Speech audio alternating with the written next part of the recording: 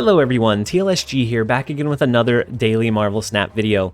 So today we have another Flood the Board style build. Only this time, it's not the Dirty 30, it's not the She-Not. It is a much lower-ended curve, so that it can aim to be more consistent.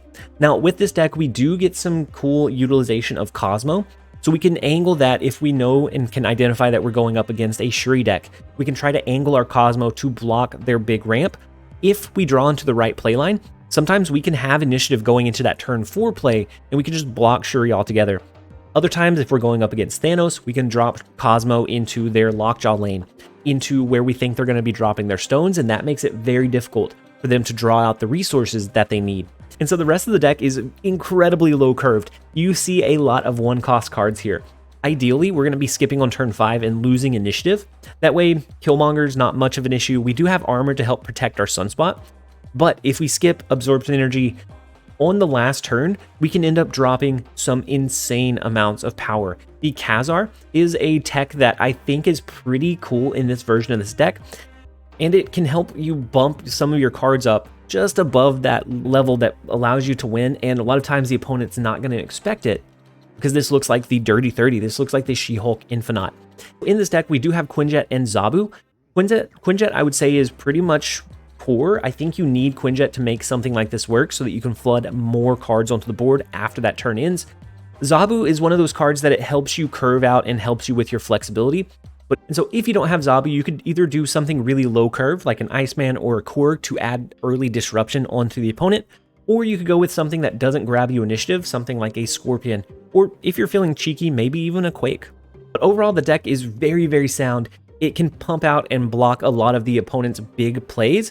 Now, what it does get derailed by is a Leech that you didn't block with your Cosmo, or a Sandman.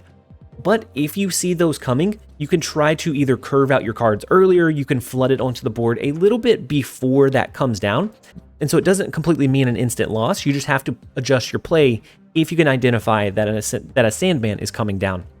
Now, if you want to catch more of this deck and other decks live, make sure to follow us over at twitch.tv/TLSGSnap. I am probably live right now, and if you just want to watch the live stream videos on demand back to get a better feel for how the decks run organically, you can follow our videos on demand channel. I'll leave a link in the description below, but it's TLSG VODs.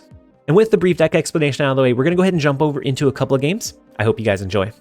All right, first up we have Wyrn. The first location is Olympia, so we draw into some additional resources here.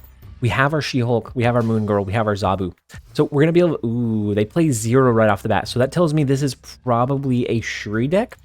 And so what we want to do, or what we aim to do, is try to gain initiative by turn 3, which with them having a 0 into a Lizard, we're probably not going to be able to do. But that would be ideal for us to be able to try to stop their Shuri from coming down. No matter how we play this, we can't get our Moon Girl to reach our She-Hulk to be able to duplicate, unfortunately. It's just too deep in there. We're not able to make it happen. But it comes down to where do we think they're going to play. So I'm actually going to play the Moon Girl into Kiln. We will duplicate our Cosmo. Next turn we can play a Cosmo and a Quinjet. If we can stop them from being able to do their Shuri, their Taskmaster, their big plays, maybe we can find a way to win. And I'm actually going to do Titania as our last card here. That way, if they don't play here or they play something small, maybe we can sneak some value, the Shuri. So we will be able to sneak the middle location just barely. We eke it out by 2. Of course, we have Kazar to be able to help buff it up a little bit if we needed to. So it depends on if they're going with the Arnim Zola. We flipped the Cosmo after they did. We shouldn't have played Cosmo last turn. That way we would have 2 to play around. So we didn't stop their Shuri from going off. I think they play their big resource into the throne room. That's what I would do. So if they're going with the Taskmaster, we can actually try to gain initiative and sneak it out in this left lane on the final turn. And so instead of letting the She-Hulk kind of guide our play here, we're gonna let the Cosmo counter guide our play instead. So we're not gonna skip where we typically would. So they do have the Red Skull, but now it comes down to, are they running the Arnim Zola or are they running the Taskmaster? And since this looks like the KM Best version, for some reason I want to say that KM Best cut the Arnim Zola. Yeah, I was hanging out in a KM Best stream. I seem to recall him saying Arnim Zola was bad. So I think they're going to Taskmaster here. Maybe we can stop it with a Cosmo since we gained initiative into this last turn. That is if they're going with the KM Best special. So they have the 2 cards. Hopefully it is the Titania and the Taskmaster, and we block their last turn play. So it is the Taskmaster, it is the Titania, and we are able to hold our own against the Shuri deck. It takes a lot of mind games and figuring out where the opponent is going to play, but with the Cosmo, and that's the main reason Cosmo's in this deck, is to be able to provide that sort of counter. And so that one feels incredible. I know it was only for 2 cubes, but that one feels great. Let's go ahead and jump over into the next one. All right, next up we have Asher Marks. They lose their Captain Marvel. We lose our Zabu. With them losing Captain Marvel, I assume that this is a pretty standard Hela deck. And with the Hela deck, they're going to be able to resummon their Captain Marvel, which then further supports Death's Domain lane. Unless we can block it with a cheeky Moon Girl or a cheeky Cosmo. That would be amazing. We have a lot of good things going here. So we have the Moon Girl. That's going to double down on our Cosmo. We have the She-Hulk. The second one is going to be free after we skip on turn 5. We're going to have the Demon come down before we play our Moon Girl, so we'll be able to double up on the Demons as well. And so if they are going with a Hela deck, I think we should be able to block their last turn resummon. They lose their leader. Oh, we lose our Cosmo. Oh my gosh. Well, there goes that theory. The thought was good. The result was bad. We had the Cosmo. We were going to be able to block the last turn Hela, most likely. Unfortunately, it is what it is. So they pull a Ghost Rider with their Jubilee, which resummons Captain Marvel right away. So now all that they have discarded is their leader. So this looks much more like the Nasir version. That is more of a mid-range, counter-heavy style of Hela. So I'm going to go ahead and still skip here. We don't have Sunspot, unfortunately. Sunspot makes floating this energy so much easier to do. The Dracula is an interesting one. So I'm going to go ahead and do the armor. We can do She-Hulk, figuring out where we need our power. Because they have a lot of cards left. So with leader, do we even want to push for Death's Domain? Because if he gets resummoned, he would have to get resummoned here. Maybe we don't. Maybe we push for these 2 lanes. So something like She-Hulk, She-Hulk. We could do Demon, Demon, Ant-Man. Oh, we need more power to the left. We could do 1 She-Hulk, 1 Demon, 1 She-Hulk, 1 Demon. We can do Ant-Man, and then just for giggles, we'll throw the double armor to the right. Because if they resummon leader, that could block them. If it comes up here, then I think we lose this one, maybe? I don't know. It comes down to if Captain Marvel has to move or not. The Magneto is interesting. So we actually have a shot at winning the right lane unless Captain Marvel moves over there.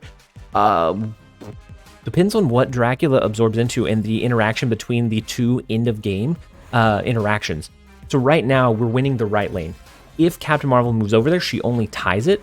What a strange... Okay, so Captain Marvel moves. She stays in her spot. They discard Infinite in the middle, which is huge. A huge 1 out of 4, the 25% chance of that. And Captain Marvel moved first because she was onto the board before Dracula was. And so we are able to sneak out the 8 cubes. That one feels good. Let's go ahead and jump over into the next one. All right, next up we have Nightwing. And the first location is the Dark Dimension. So we could hide some of our resources there if we wanted to. I'm going to go ahead and play our Hood. That way we can get the Demon in our hand. If we eventually draw into our Moon Girl, then we can double down on it. And then we'll have double Demon, double Titania, double Ant-Man. The Kiln, maybe we don't lean in and double down. We could always do our Demon and Ant-Man. That gives us a lot of value into that lane. I am going to play our Zabu here. So they skip, let their Sunspot absorb synergy. Maybe they just... Ooh, Sokovia, after it's gone, blocks their Cosmo. And it discards our armor. Ooh, we do get Moon Girl. And with Zabu, we can play it early. We get some good Zabu value. We're going to play Moon Girl into Sokovia. We'll have 2 Demons, 2 Titania, 2 Ant-Man, and too much value. And so they skip again. Interesting Nightwing. They could now do She-Hulk. They could do She-Hulk and maybe another 1-cost card, but I don't think that is enough to get them what they need.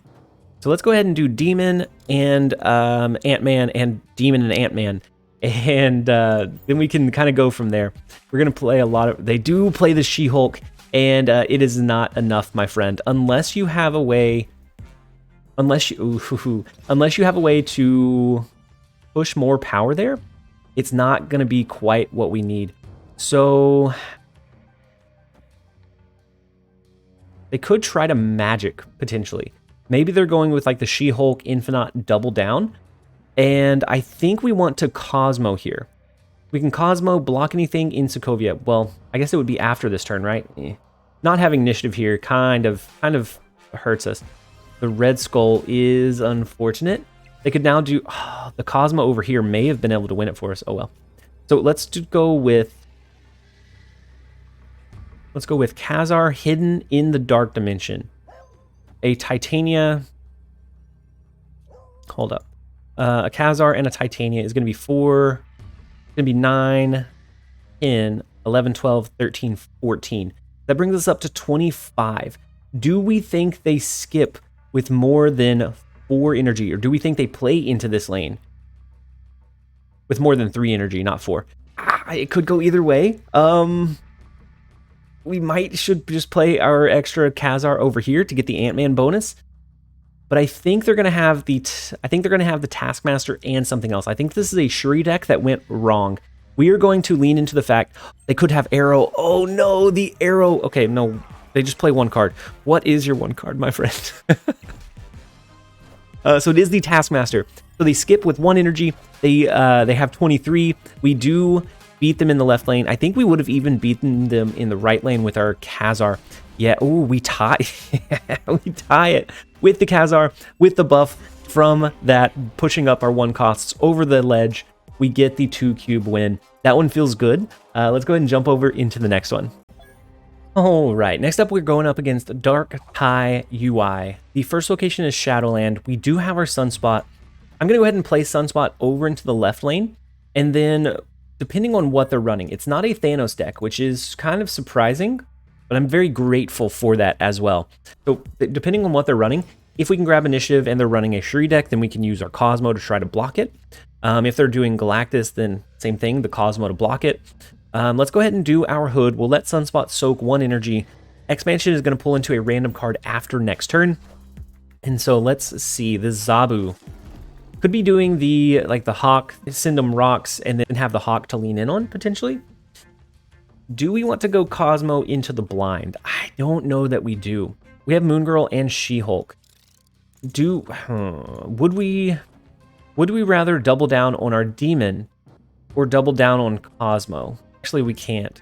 So let's go ahead and play Cosmo to the right. We don't know what they're running. Ooh, the White Queen, unfortunately, does grab our She-Hulk from us before the Cosmo could come down.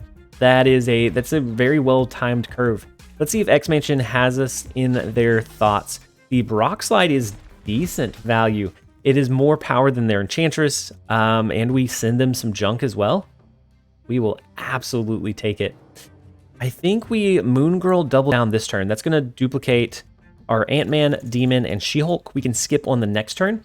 As long as they don't have a Sandman, I think we're in the clear. We'll have 2 She-Hulks, 2 Demons, 2 Ant-Men, and we can fill up the rest of the board. Now, they do get the free resource from the raft. I always am a little bit afraid of doing that, just because, you push a very exact amount of value over there, and then 2, you might get something that you can't use, a null. Might get Arnold Zola and not be able to make any use out of it, and so Sandman here would completely derail us. Otherwise, we were very confident going into this last turn. Their Korg did not send us any junk because of the Cosmo, but we also are not going to draw on last turn or this turn, so we have 2 extra cards in our deck compared to what we normally would. So their Hawk will be decently sized. It'll be at least 10 power. So they do use Moon Girl. Interesting. They could do 2. They have Quinjet. They could do 2 Hawks, maybe. Yeah, with the Zabu, they could do 2 Hawks. They're running I think it looks like a very similar deck to what we showcased yesterday, and I think we're okay with that. The She-Hulk here brings us up to 13. We can then do She-Hulk here to bring us up to 18, and then do something like Demon. Ant-Man, Demon. Since we can fill this one up anyways, let's go She-Hulk, She-Hulk. That's 10 and 10. This is going to be 6, 7, 8, 9, 10. And then we just need one additional card over there, so the Ant-Man, and then we'll play the Demon to the left. That's going to spread out our power enough and make sure that we can win this lane. Now, a Killmonger just out of the blue would just completely derail us here, because we're leaning very heavily on our one-cost cards. I guess it would just kill our Sunspot, right? Okay, so the Devil Dino comes down. Very big Devil Dino. The double rocks into the Galactus, which they got from the raft. I'm always afraid to like heavily invest into the raft because you can get duds like that, and there are a lot more of them now than there used to be. So we lose the middle location by 1. We win the left by a mere 21 points, and we are able to swing the far right lane with how much we were able to flood on that last turn. And so we will gladly take that one. Let's jump over into the next one. All right, next up we have Fez. In our starting hand, we have our Quinjet, we have our Sunspot, our Moon Girl, our Zabu. So we have some really big resources. Now, if we can draw into our She-Hulk, that would be amazing. Titania's going to be decent. We could do Zabu next turn. We can do Moon Girl. If we want to soak with 2 Sunspots, depending on what it looks like they're running, which right now we have no idea. Let's see what we draw into. So we do get armor. We could double down this turn and then just skip until the end of our time to let Sunspot absorb as much energy across the board as possible. But is that the best play? We don't know if we will even draw our She-Hulk or other resources. I say we go ahead and let the Moon Girl rip. We're just going to go ahead and play Moon Girl. Next turn, we can probably play Sunspot Armor, and then skip on turns 4 and 5. And see where it gets us. They do use Thor, so they rotate a Mjolnir into their deck. Let's see if we can outpower them. You do have the Sunspot Armor, 1 free Titania, 1 cost Titania. Depending on what they play, we might try to see if we can angle our Cosmo on the last turn to block their Mjolnir, block their Odin. So if we can get a read on where they're going to be dropping those cards, then we're going to get some really good value. The Jubilee comes down in the right lane. What does it end up pulling? It ends up pulling, ooh, there's Chavez. Not a bad pull for him. We do get She-Hulk. So that is amazing. We are going to be able to do 23 power on the last turn. Plus, I think we'll have a little bit left over for our Sunspots to absorb. Just amazing. Okay, so the Jane Foster comes down. Where are they going to play their Mjolnir? Is going to be the big question. Where is your Mjolnir at? Okay, so they end up retreating. We were going to try and play the pick your poison game. We had initiative, so playing the Titanias was actually a little bit scary. We may have opted to just not, but we were going to play maybe She-Hulk mid, maybe Cosmo mid, and then skip and absorb energy in the left and right. I don't know exactly what our play line was going to be, but they do end up retreating. Not a traditional ending, but one that we will gladly take. We're going to go ahead and end the video there. I hope that you guys enjoyed it. The flood power is phenomenal. Now, this deck does get bodied pretty hard by Leech and Sandman, so watch out for those. Otherwise, just absolutely have a blast. Have fun flooding the board. As always, this has been TLSG. Later, guys.